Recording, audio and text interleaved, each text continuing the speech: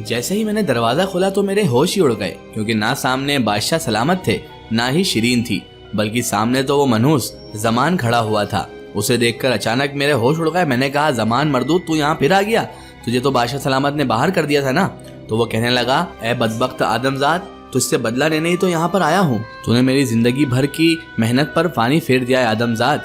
मैं चाहता था शिरीन को शुरू से कि शिरीन मेरी बीवी बने और मैं इस सल्तनत का एक नया बादशाह बन जाऊं, लेकिन ए बदबख्त आदमजाद, पहले तूने शिरीन को प्यार के जाल में फंसाया और अब उससे शादी करने जा रहा है। मैं ऐसा हरगिज नहीं होने दे सकता। मैंने कहा, ज़मान तू ये क्या बक रहा है? तुझे पता भी है तू क्या कह रहा है? तो उसने कहा, ये आज मैं तुझसे सच कह रहा हूँ। मुझे तुझसे नफरत इसलिए नहीं थी कि तूने शिरीन के साथ ऐसा किया, मुझे तुझसे नफरत इसीलिए थी कि शिरीन तुझसे मोहब्बत कैसे करने लग गई।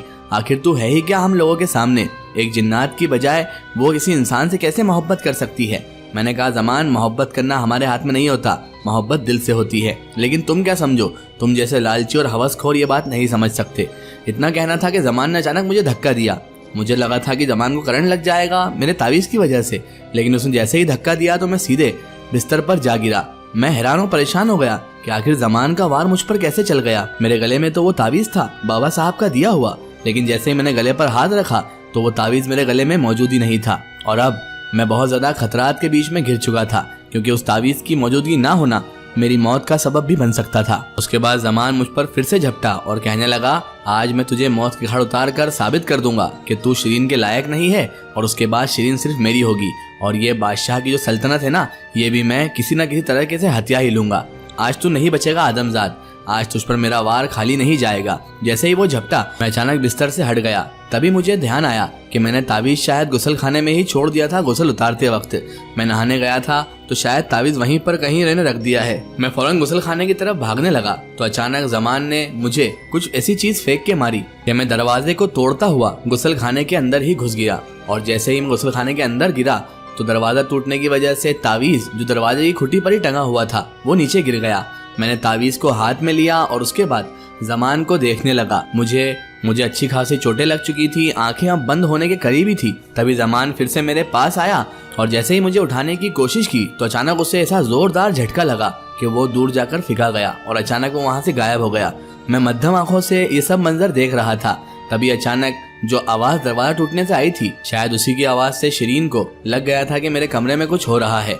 वो शिरीन दौड़ते हुए जैसे ही मेरे करीब आई तो मेरी आंखें अब हल्की फुल्की ही खुली थी। धुंधलाई हुई आंखों से मैंने सिर्फ शिरीन को देखा। वो कहने लगी, फारूक ये किसने किया आपके साथ? किसने किया? कौन करके गया ये सब? मैंने उसे देखा और मैं हल्का सा मुस्कुराया और मेरे मुंह से सिर्फ इतना ही निकला, ज़मान।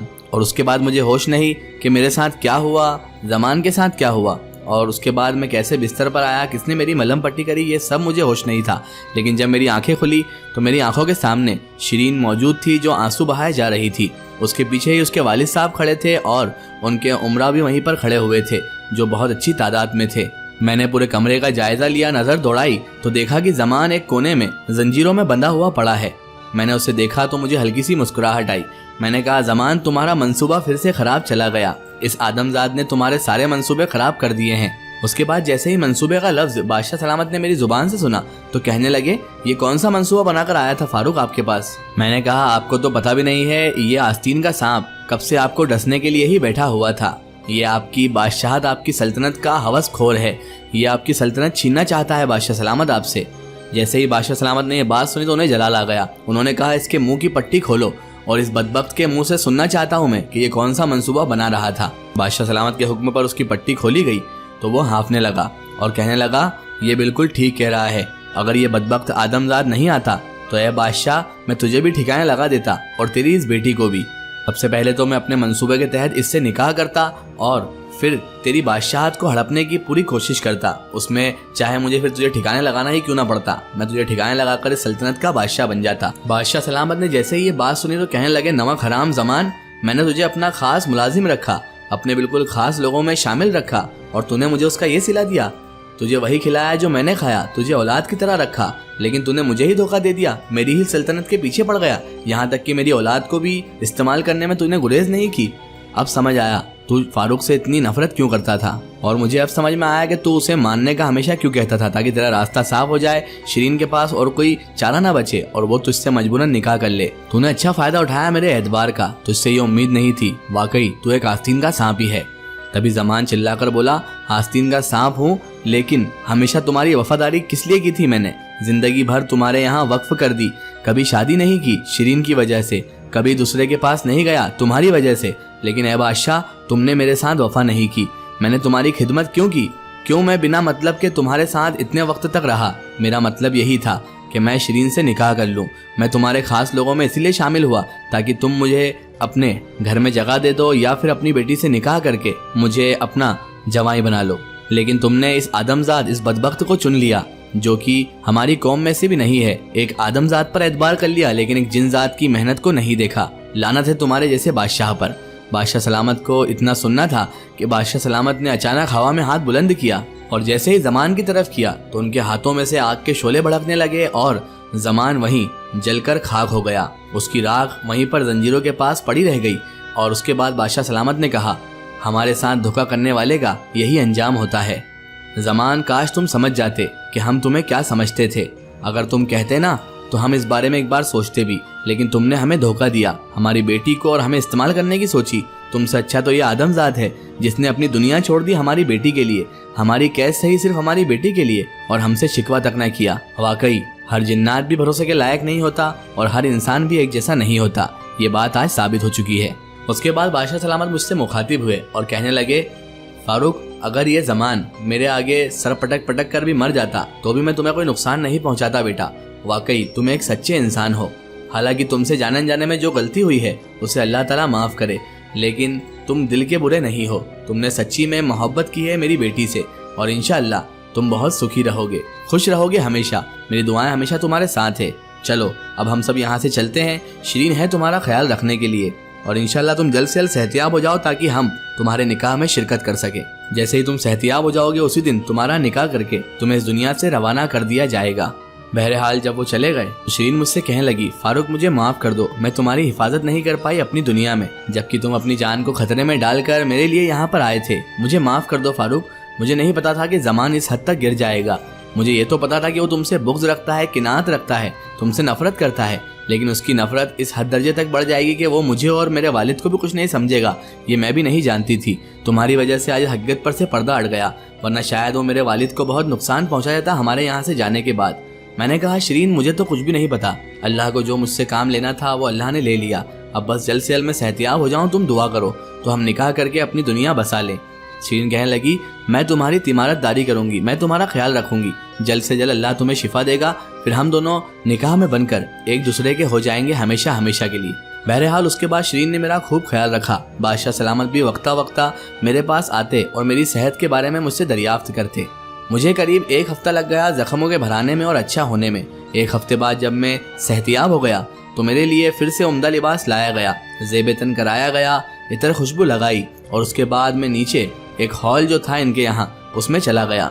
वहाँ देखा तो सल्तनत के बहुत ही अमीर तरीन शख्स, उमरा और तमाम वजीर भी मौजूद थे। आवाम में से भी कई इज्जतदार लोगों को बुलाया गया था और उसके बाद मेरा वहाँ पर खैर मकदम किया गया। बादशाह ने मेरा ऐलान कर दिया कि ये आज से हमारी बेटी का शौहर बनने जा रहा है।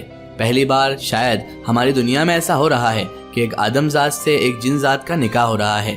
आप सभी को पता है कि इसके बाद शिरीन की सारी ताकतें छिन जाएगी, लेकिन शिरीन और ये एक दूसरे से बहुत मोहब्बत करते हैं और मोहब्बत के दुश्मन हम लोग तो नहीं हैं। आप सब भी इनके लिए दुआ कीजिएगा कि ये जोड़ा हमेशा सलामत रहे और खूब खुशियाँ इन्हें अल्लाह ताला नवाजे। दुआ के बाद उन्होंने मुझे काजी साहब के पास बिठा दिया। उनकी दुनिया के काजी भी इतने रौबदार और इतने लंबे पूरे थे कि उन्हें देखकर कोई कह नहीं सकता था कि ये कोई काजी हैं। लग तो रहे थे जैसे बहुत तगड़े पहलवान हो। बहरहाल उन्होंने निकाह पढ़ाना शुरू किया।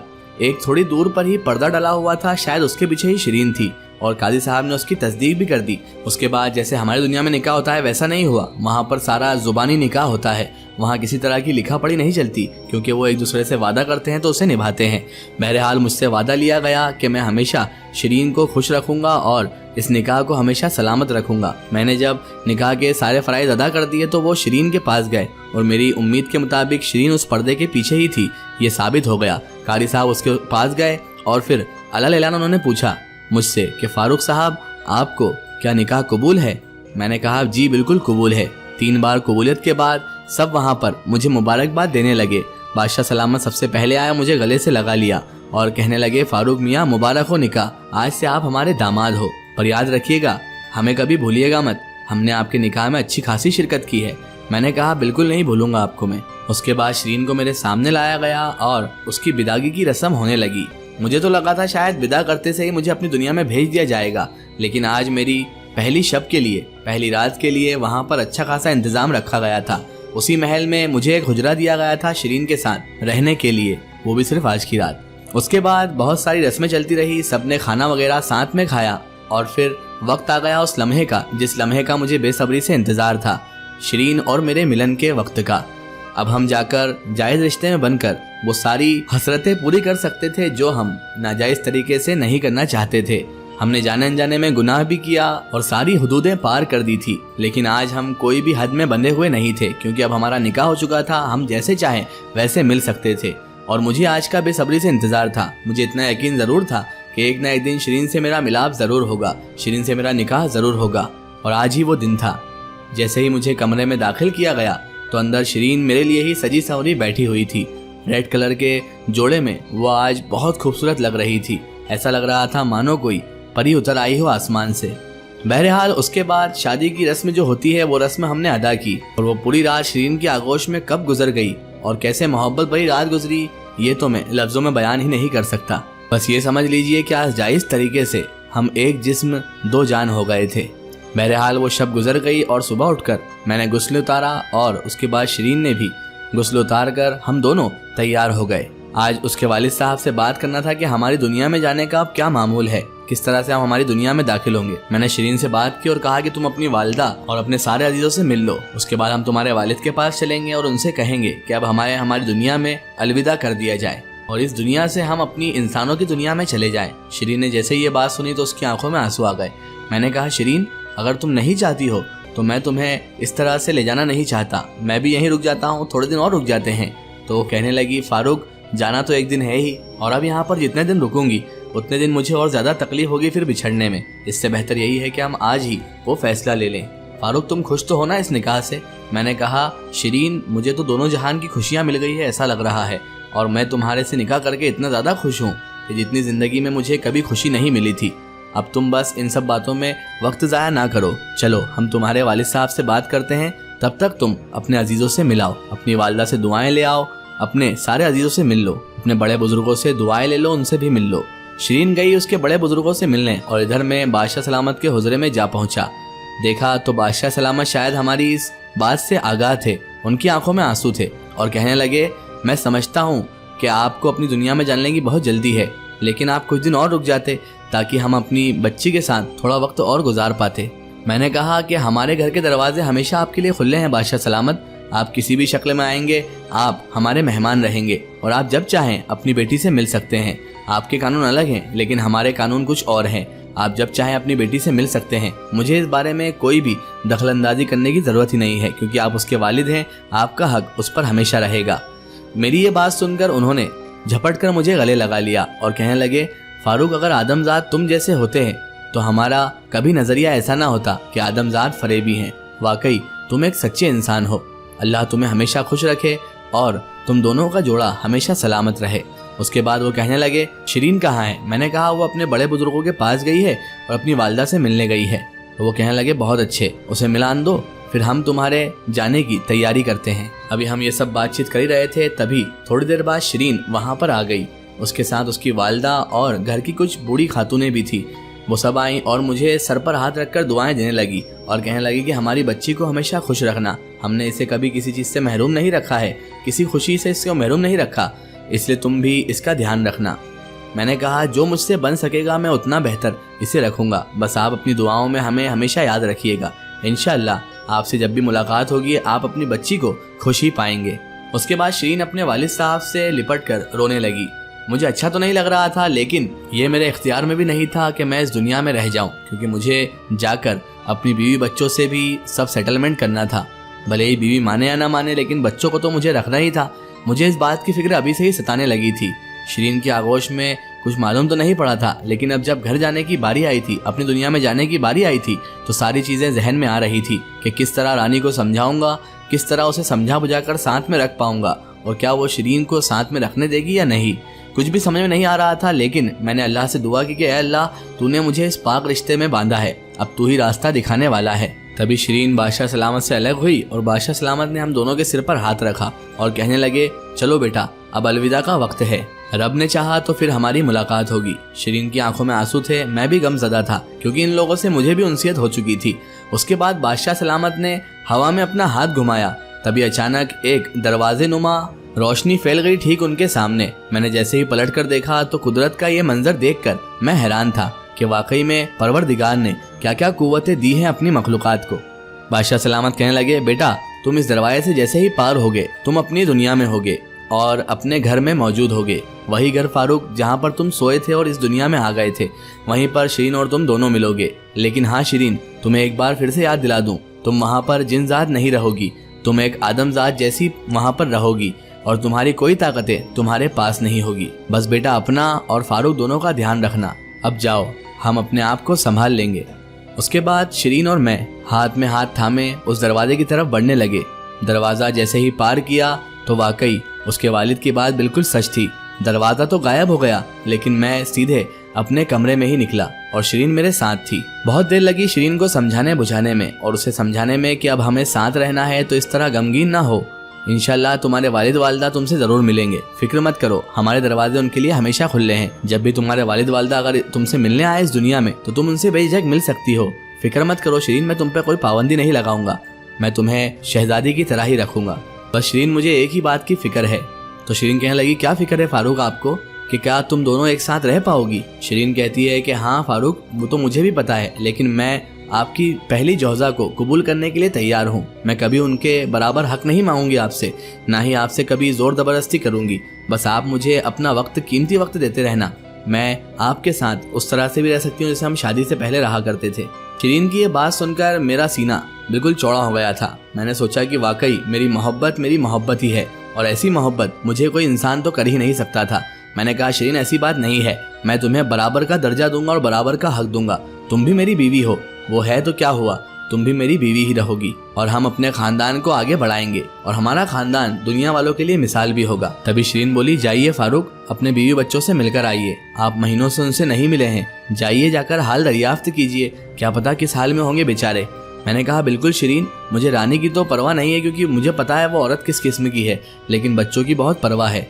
चलो मैं होकर आता हूँ, उसके बाद आकर तुम्हें सारी सूरत हाल से आगाह करवा दूंगा। शिरीन से इजाजत लेकर मैं सीधा अपने ससुराल की जानिब निकल पड़ा। ससुराल पहुंचा, दरवाजे पर दस्तक दी, दरवाजा मेरे ससुर ने खोला। मैंने मेरे ससुर से अच्छे से सलाम दुआ की। उन्होंने मुझे अंदर बुलाया तो मैंने अंदर बैठते से ही उनसे पूछा, बच्चे और रानी कहाँ पर हैं? तभी मेरे ससुर बोले, बेटा बच्चे तो यहीं पर हैं, लेकिन रानी। इतना सुनना था कि मेरे दिल पर जैसे पहाड़ टूट गया। मैंने सोचा कहीं रानी को कुछ हो तो नहीं गया, वरना शायद मैं अपने आप को कभी माफ भी नहीं कर पाऊंगा, क्योंकि ये सब मेरी वजह से ही तो हो रहा था। मैंने कहा, क्या हुआ रानी को, सब ठीक तो है ना, क्या हुआ रानी को, आप जल्दी बताएं मुझे। तो मेरे ससुर साहब कहने लगे, हम किस मुंह से बयान करें कि रानी ने क्या किया है। तो मैंने कहा, अरे आप सच से बताइए क्या हुआ है, मुझे आप घबराहट में ना डालें, साफ साफ मुझे बता दीजिए, मैं हर चीज को कबूल करने के लिए तैयार हूँ। तो वो कहने लगे, बेटा रानी ने दूसरा निकाह कर लिया है, उसने अपने बच्चों की और तुम्हारी भी नहीं सोची और उसने दूसरा निकाह कर लिया है। जैसे ही मैंने ये सुना तो मुझे एक शदीद झटका तो लगा, लेकिन मुझे एक सुकून भी था कि अच्छा हुआ मैंने इस औरत के पीछे शिरीन को नहीं छोड़ा। अगर शिरीन को छोड़ देता तो मुझसे मेरी बीवी तो चले ही जाती, लेकिन मोहब्बत भी हमेशा के लिए रुस्वा हो जाती। मैंने मेरे ससुर से पूछा कि मेरे बच्चे कहाँ हैं, मुझे वैसे भी ऐसी औरत से अब कोई रिश्ता नहीं रखना है, मेरे बच्चे मुझे लौटा दीजिए, उसके बाद मैं आपको कभी परेशान नहीं करूंगा। तो ससुर साहब बोले, अंदर बैठे हैं आपके बच्चे, जब से उनकी माँ उन्हें छोड़कर गई है बड़े गमगीन रहने लगे हैं, शायद आपको देखकर उनकी खुशहाली वापस लौट आए, जाइए अंदर, आप अपने बच्चों को लेकर जा सकते हैं। जैसे ही मैं अपने बच्चों के पास गया, बच्चे मुझसे लिपट लिपट कर रोने लगे और कहने लगे, पापा आपको पता है माँ हमें छोड़कर चली गई है, पता नहीं किस आदमी से उन्होंने शादी भी कर ली है, ऐसा हमें नाना नानी ने बताया है। पापा हमने क्या किया था, आप दोनों की लड़ाई हुई थी, लेकिन माँ को ऐसा तो नहीं करना चाहिए था। मैंने कहा, बच्चों ऐसा नहीं बोलते, ठीक है उसने जो किया उसके साथ है, तुम मेरे साथ रहोगे, तुम बेटा मेरी जान हो, तुम्हें मैं कभी जुदा नहीं होने दूंगा अपने आप से, चलो मेरे साथ अपने घर चलो। बहरहाल मैंने सास ससुर से भी कोई शिकायत नहीं की। वो मुझसे माफ़ी मांग रहे हैं तो मैंने कहा कोई बात नहीं, माफ़ी की। वैसे भी अब मुझे रानी की ज़रूरत नहीं है, मैं भी दूसरा निकाह कर चुका हूँ। तो वो कहने लगे आपने बहुत अच्छा किया, शायद हमारी परवरिश में कोई खोट रह गई थी, रानी ने ऐसी हरकत की। बहरहाल मैं बच्चों को लेकर जैसे ही अपने घर आया तो बच्चे बहुत खुश थे। मैंने रास्ते से उन्हें खाने वगैरह की बहुत सारी चीजें दिला दी थी और शिरीन और मेरे लिए भी खाना खरीद लिया था। जैसे ही घर आया तो बच्चे घर आकर बहुत ज्यादा खुश हो गए। वो तो उनके रूम में चले गए, लेकिन शिरीन बहुत डर रही थी बच्चों के सामने जाने में। मुझसे कहने लगी फारूक मैं बच्चों को क्या कहूंगी और कैसे मैं इन बच्चों को अपना यकीन दिला पाऊंगी, ये मुझे कोई माँ थोड़ी ना मान लेंगे। मैंने कहा शिरीन ये सब मुझ पर छोड़ दो, किसी न किसी तरह से मैं तुम्हारी इनसे एक बार मेलजोल बढ़ा दूं, फिर तुम खुद इनके दिल में जगह बना लोगी। मैं शिरीन को लेकर रूम में गया तो बच्चे अचानक चौंक गए और तभी मेरे बच्चे मुझसे पूछने लगे पापा ये कौन है। मैंने कहा ये तुम्हारी नई दोस्त हैं, ये तुम्हारा ध्यान भी रखेंगी और तुम्हारे खाने वगैरह का ध्यान रखकर तुम्हें अच्छी परवरिश भी देंगी। तभी मेरे बच्चे बोले पापा इनका नाम क्या है। तो मैंने कहा बेटा इनका नाम शिरीन है। बच्चे शिरीन के साथ बातें करने लगे और मैं उन्हें देखकर खुश हो रहा था। दिन गुजरते गए और शिरीन ने बच्चों के दिलों में जगह बना ली। बच्चे और शिरीन इस तरह से घुल मिल गए कि बच्चे अब शिरीन को ही अपनी माँ कहने लगे थे। उसके बाद शिरीन और हमने भी अपने मुस्तकबिल के बारे में सोचा और हमारे यहाँ एक बेटा पैदा हुआ। अब हमारे 3 बच्चे हो चुके थे। शिरीन उसके बाद कहने लगी कि हमारा परिवार फारूक अब मुकम्मल हो चुका है, हमारे एक नहीं बल्कि 3 बच्चे हैं और इतने काफ़ी हैं। इनकी तरबियत अगर हमने अच्छे से कर ली तो हमारी ज़िंदगी कामयाब हो गई। आज हमारे 3 बच्चे हैं और शिरीन और हम खुशहाली से ज़िंदगी गुजार रहे हैं। शिरीन को देखकर कोई कह नहीं सकता कि ये एक शहजादी है, क्योंकि वो मेरे साथ हर लम्हे खड़ी रहती है और हर सिचुएशन में मेरे साथ रहती है, चाहे अच्छे दिन हो या बुरे दिन। शिरीन ने मेरा साथ कभी नहीं छोड़ा। मैं शुक्रगुजार हूँ परवरदिगार का कि उसने मुझे मेरी बीवी यानी शिरीन अता की। अगर आप भी अपनी ज़िंदगी की कोई सच्ची कहानी या सच्ची घटना हमसे शेयर करना चाहते हैं या आप अपनी कोई स्टोरी हमारे चैनल के ज़रिए शेयर करवाना चाहते हैं तो हमारे Facebook page my story book को फॉलो करें और उस पर हमसे जुड़ें।